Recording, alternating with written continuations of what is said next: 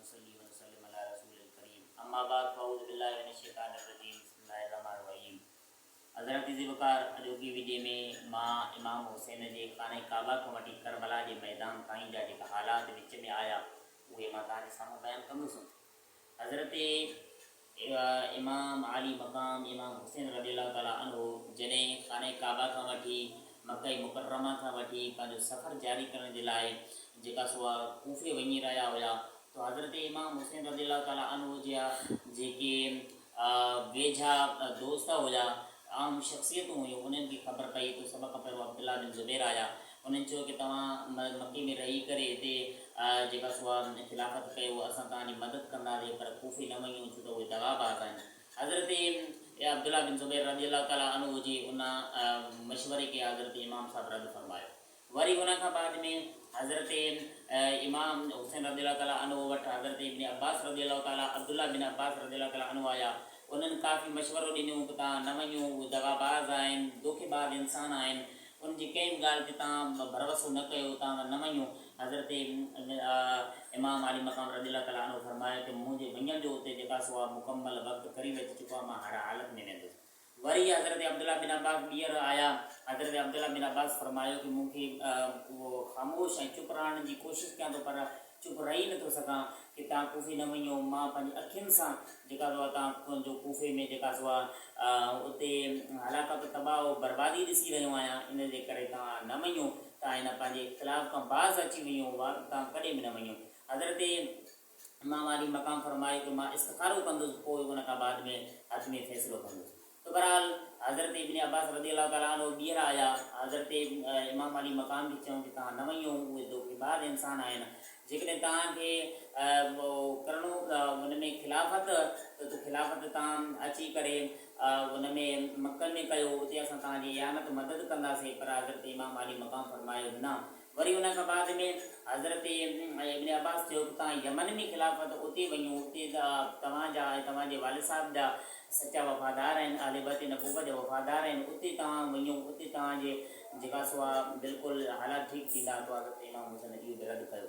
उन खां बाद में हज़रत अब्दुल्ला बिन अब्बास चयो चलो तव्हांखे वञिणो आहे भले वञो, पर पंहिंजे ॿारनि पंहिंजे बचड़नि खे न वठी वञो। ईअं न थिए हज़रत उस्मान रज़ियल्लाहु ताला अन्हु खे पंहिंजे घर में पंहिंजे बचड़नि जे साम्हूं शहीद कयो वियो, तव्हांखे बि पंहिंजे बचड़नि जे साम्हूं शहीद कयो वञे। इहो मंज़र ॾाढो ख़ौफ़नाक थींदो, इन करे तव्हां पंहिंजे बचड़नि खे न वञो। हज़रत इमाम आली मक़ाम फरमायो कि मां पंहिंजे बचड़नि खे बि वठी वेंदुसि। बहरहाल उन खां बाद में जॾहिं हज़रत इब्न अब्बास रज़ियल्लाहु ताला अन्हु जे हिन मशवरनि खे हज़रत इमाम आली मक़ाम रद्द कंदा रहिया, ऐं हज़रत इमाम आली मक़ाम रज़ियल्लाहु ताला अन्हु जे जॾहिं वक़्तु क़रीब अची चुको हुयो उन कूफे वञण जो, तो सभु अहल अयाल ऐं सभु अहल बैत ख़ानदान नबूवत ऐं अब्दुल्ला बिन अब्बास गॾु ज़ारो क़तार रोई रहिया हुआ ऐं ग़म ऐं परेशानी वारे हालत में हुआ, ज़ारो क़तार रोई रहिया हुआ। तो बहरहाल उन खां बाद में हज़रत इमाम अली मक़ाम रज़ियल्लाहु ताला अन्हु जो जेका सो आहे अब्दुल्ला बिन जाफ़र रज़ियल्लाहु ताला अन्हु उन हज़रत उनखे ख़बर पई त हज़रत इमाम अली मक़ाम कूफे वञी रहिया हुआ, त उन हज़रत इमाम अली मक़ाम ॾे हिकु ख़त लिखियो, चयोसि कि अल्लाह जो वास्तो मां तव्हांखे ॾियारायां थो कि तव्हां हीअ ख़त ॾिसंदे पंहिंजे इरादे खां बाज़ अची वञो, छो त इन सफ़र में तव्हांजे लाइ हलाकत ई हलाकत आहे, तव्हां शहीद कया वेंदो।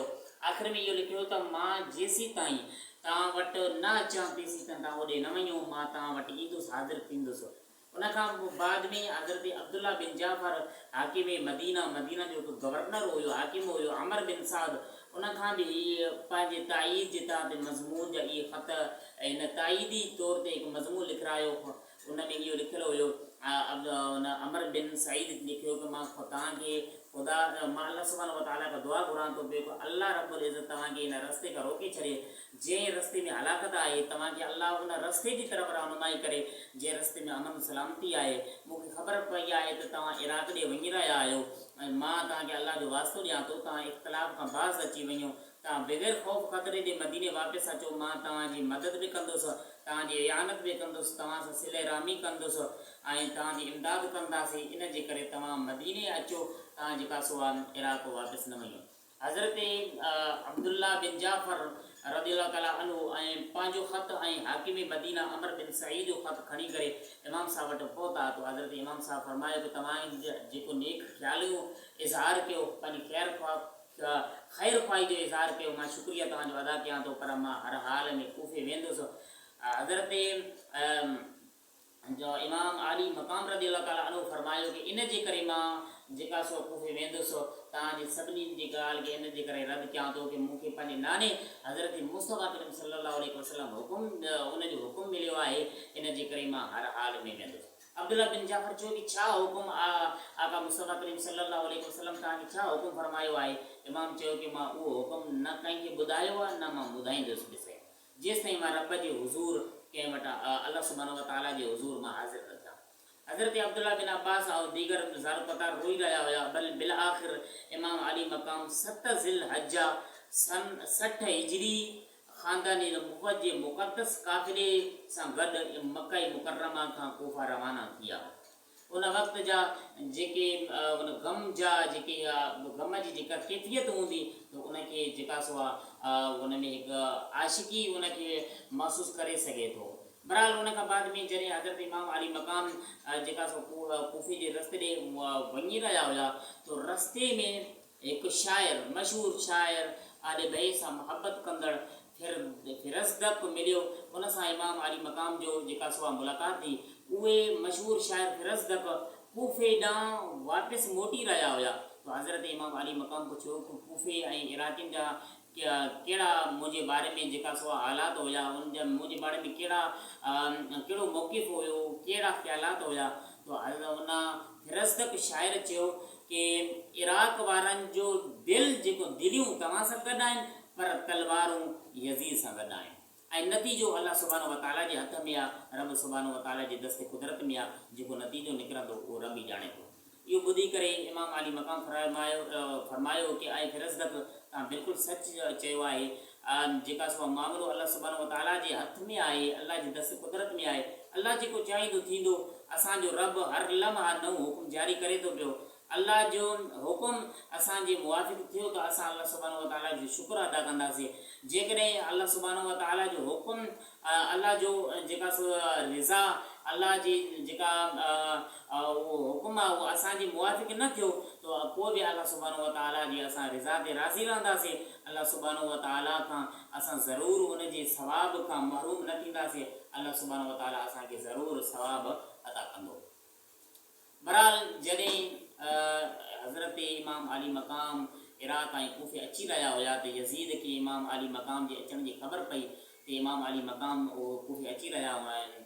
तो यज़ीद कूफे जे गवर्नर इब्न ज़ियाद ॾे ख़त लिखियो कि इमाम अली मक़ाम अची रहिया आहिनि, उनखे इराक़ में कंहिं बि हालत में दाख़िल थियण जी इजाज़त न ॾियो, कॾहिं बि उनखे न छॾियो। जॾहिं इनखे ख़त लिखियो यज़ीद इब्न ज़ियाद ॾे, त इब्न ज़ियाद जॾहिं इन यज़ीद जो ख़त पहुतो, त इब्न ज़ियाद पंहिंजो फ़ौज जो इंतज़ाम रखियो। उन में जेके रस्ता हुया, उन रोड उन रस्तनि ते पंहिंजा फ़ौजी इंतज़ामात ऐं पहिरेदार रखिया कि हर हालत में उहे पहिरेदार हुजनि। मक़सदु उन जा ॿ हुया। हिकु त इहो आहे कि इमाम हुसैन रज़ियल्लाहु ताला अन्हु जी जेका अचण जी ख़बर आहे, नक़लो हरकत किथे पुॻा आहिनि, किथे न आहिनि पुॻा, उहो बि सभु कुझु इंतज़ाम इब्न ज़ियाद खे उनजो ॿुधाइनि। ऐं ॿियो जेको आहे सो आहे ऐं उन में कि ॿियो इहो आहे कि इहो बि ॿुधाइनि कि इमाम हुसैन रज़ियल्लाहु ताला अन्हु किथे पुॻा आहिनि। ऐं हा, ऐं ॿियो इमाम हुसैन रज़ियल्लाहु ताला अन्हु जो कोई बि पैगाम, कोई बि माण्हू कंहिं बि हालत सां जेका इराक़ में ऐं कूफे में दाख़िल थियण जी इजाज़त न ॾियनि उनखे। बहरहाल जॾहिं हज़रत इमाम अली मक़ाम रज़ियल्लाहु ताला अन्हु जो जेका सो काफ़िलो हाजिज़ जे मक़ाम ते पहुतो, तो हाजिज़ जे मक़ाम ते कैस बिन मुसहिर सदादी के जेका सो इमाम जो जेको साथी हुयो, इमाम उनखे कूफे ॾे मोकिलियो कि तव्हां वञो, यानी बतौर कासिद, यानी कि कैस बिन मुसहिर खे बतौर कासिद इहो मोकिलियो कि तव्हां कूफे ॾे वञो। कूफे वारनि ॾे मूं इमाम हुसैन रज़ियल्लाहु ताला अन्हु जी अचण जी आमद जी इतला ॾियो। तो जॾहिं हज़रत कैस वञी रहिया हुया कूफे ॾे, तो उनजा बिल्कुलु फ़ौजी इंतज़ामात सख़्तु हुया, उहे मुश्किल हालत में मुश्किल तरीक़े सां उहो कूफ़े जे जॾहिं उते रस्ते तां अंदरि लंघिया त हज़रत कैस बिन मुसैर खे जेका सो गिरफ़्तार कयो वियो। जॾहिं कैस बिन मुसैर खे गिरफ़्तार कयो वियो त उन में उन जे इब्न ज़ियाद जे दरबार में कैस बिन मुसैर जेको हज़रत इमाम हुसैन जो कासिद हुयो, उनखे जॾहिं इब्न ज़ियाद जे दरबार ते पहुचायो वियो त इब्न ज़ियाद चयो कि हिन खे जेका सो गवर्नमेंट हाउस जो जेको छत आहे उन छत ते चाढ़े करे ऐं पोइ हज़रत मुसैर खे कैस बिन मुसैर खे चयोसि कि तव्हां माज़ल्ला सुम माज़ल्ला कज़्ज़ाब इब्न कज़्ज़ाब इमाम हुसैन रज़ियल्लाहु ताला अन्हु खे गारियूं ॾे। यानी कासिद हुयो हज़रत कैस इमाम हुसैन जो, पर यज़ीद उन इब्न ज़ियाद जे दरबार में उनखे आंदो पियो त इब्न ज़ियाद चयो हिनखे गवर्नमेंट हाउस जी छत ते चाढ़े करे कैस खे ऐं पोइ कैस खे चयोसि कि तव्हां उते छत ते चढ़ी करे पंहिंजे इमाम हुसैन खे गारियूं ॾियो।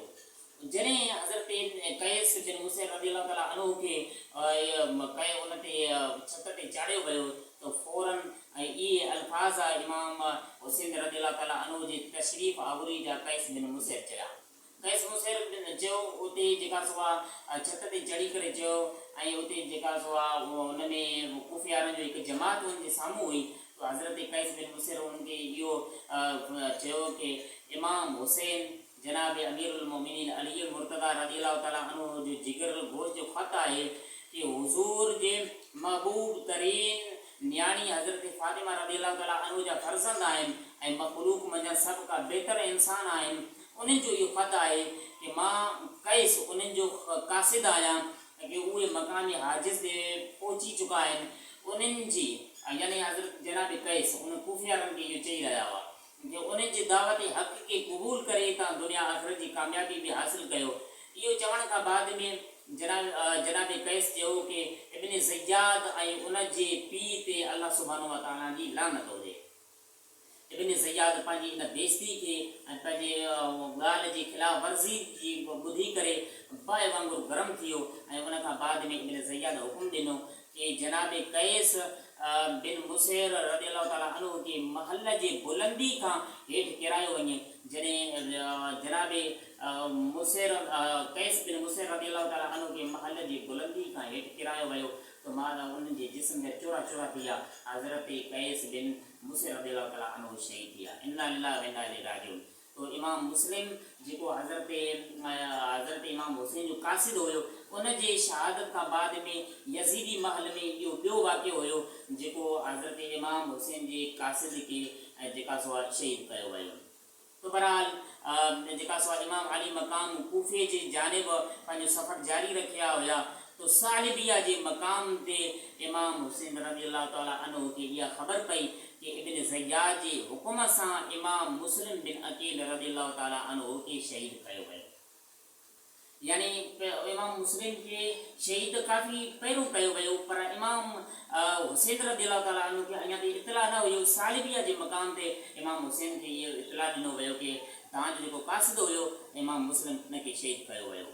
बहरहाल उते इमाम हुसैन रज़ियल्लाहु ताला अन्हु जे काफ़िले में कुझु माण्हुनि जेका सो यानी दुनियावी आराम ऐं सुकून हासिलु करण जे लाइ कि उन्हनि चयो कि इमाम हुसैन सां गॾु थींदासीं त असां यज़ीद जे ज़ुल्म खां बची वेंदासीं ऐं असां जेका सो हिकु दुनियावी हिसाब सां असांखे सुकून ऐं आराम हासिलु थींदो। तो इन इरादे सां हक़ीक़तन उनखे ख़ैरपाई ऐं उन में जेका सो मुक़ाबिलो करण जे इरादे सां न बल्कि इन इरादे सां इमाम हुसैन जे काफ़िले सां गॾु थिया कुझु माण्हू।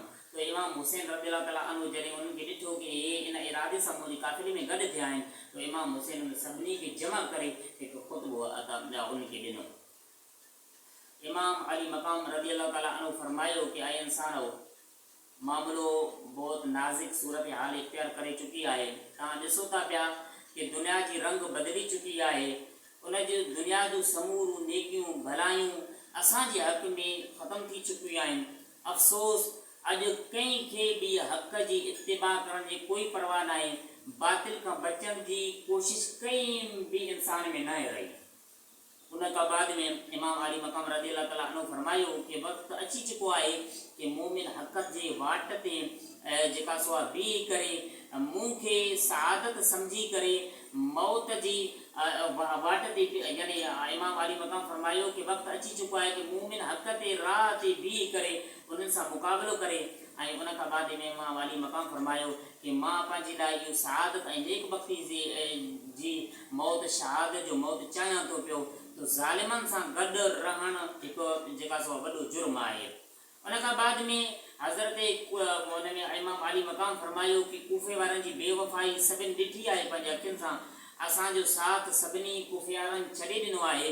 उन्हनि कूफ़ियारनि असांजा नाइब ऐं कासिद सभु शहीद करे छॾिया आहिनि ऐं उन्हनि कूफ़ियारनि मुंहिंजे हथ ते बैत कई हुई, लेकिन उहे सभु कूफ़ियारा फिरी चुका आहिनि। इन जे लाइ साफ़ साफ़ इमाम अली मक़ाम फरमायो पंहिंजे साथियुनि खे कि साफ़ साफ़ मां तव्हांखे ॿुधायां थो पियो कि जंहिंखे वञिणो आहे उहो हलियो वञे, मुंहिंजे तरफ़ां तव्हांखे मुकमल तौरु इजाज़त आहे। हज़रत इमाम अली मक़ाम रज़ी अल्लाह ताला अन्हु जी तक़रीर ॿुधी करे मुख़्तलिफ़ जॻहनि खां जेका सो काफ़िले वारा इमाम अली मक़ाम सां जेके इन करे उन में गॾु थिया हुया कि असां बि जेका सो दुनिया जो सादो सामान ऐं असां दुनिया जो आराम सुकून हासिल कंदासीं। इन जे लाइ इन नियत जे ख़ातिर इमाम हुसैन जी काफ़िले सां गॾु थिया हुया, उहे समूरा हलिया विया। उन खां बाद में इमाम हुसैन रज़ी अल्लाह ताला अन्हु जा जेके पंहिंजे ज़ात जा उहो हुया यानी पाण सां गॾु आले बैत नबूवत ऐं उन सां गॾु जे इमाम हुसैन जा जेके सचा वफ़ादार साथी हुया उन्हनि हज़रत इमाम हुसैन रज़ी अल्लाह ताला अन्हु जी ख़िदमत अक़दस में अर्ज़ु कयो कि इमाम हुसैन इमाम अली मक़ाम असां कंहिं बि हालत में कहिड़े बि हालत में तव्हांखे जेका सो अकेलो छॾे करे असां वापसि मोटण वारा न आहियूं, असां कॾहिं बि न मोटींदासीं। हज़रत ज़ीवकार इहे हालात हुया जेका सो खाने काबा खां वठी करबला जी मैदान ताईं जा हालात हुया। अॻूणे वीडियो में जेको ॿियो वीडियो भरींदुसि उन में इनशाअल्लाह उन में करबला जे खां वठी अॻियां जा जेके बि हालात आहिनि जेतिरो थी सघियो मां इनशाअल्लाह तव्हांजे साम्हूं बयानु कंदुसि। अल्लाह सुब्हानहु व तआला का दुआ को करीम रबा का असांखे आले बैत नबूवत जी मोहब्बत असांजे दिलनि में पैदा फरमाए। वाखिर दावाना अल्हम्दुलिल्लाहि रब्बिल आलमीन।